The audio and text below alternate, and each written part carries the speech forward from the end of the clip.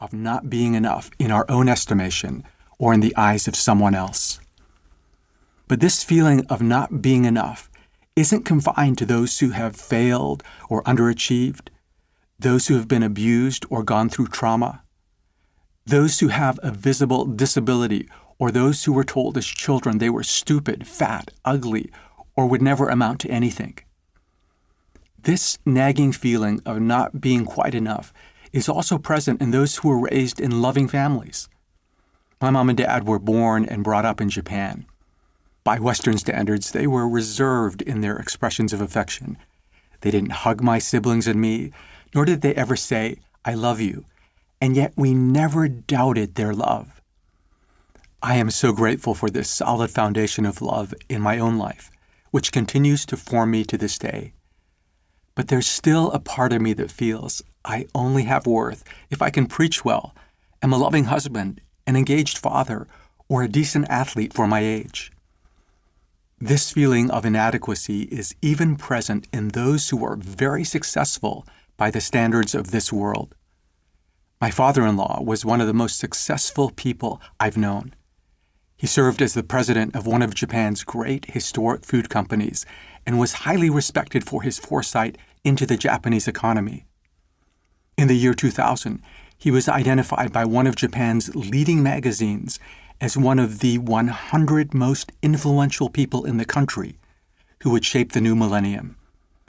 He met with the President of the United States as part of a select group of business leaders in Japan and dined with the Pope because his company helped foster the restoration of the frescoes in the Sistine Chapel. Despite being one of the outstanding business leaders of his generation, he had a nagging sense that he wasn't quite enough. He lived with a lingering insecurity that baffled me, given his accomplishments.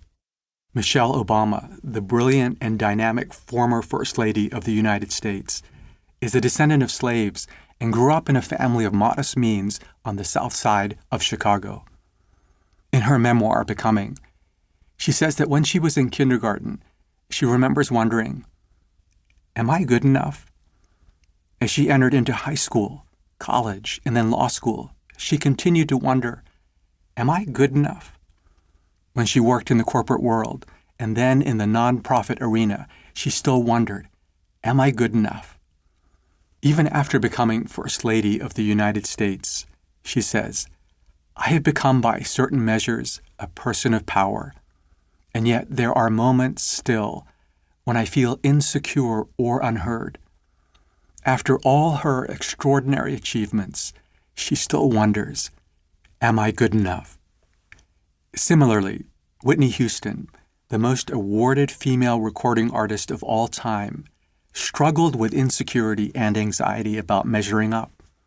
When her friend Kevin Costner asked her to co-star in The Bodyguard, she had her doubts. On her first day on the set, after her hair and makeup were ready, he said, "Whitney was scared.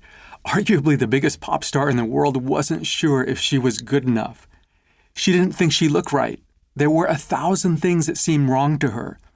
I held her hand and told her she looked beautiful, but I could still feel the doubt."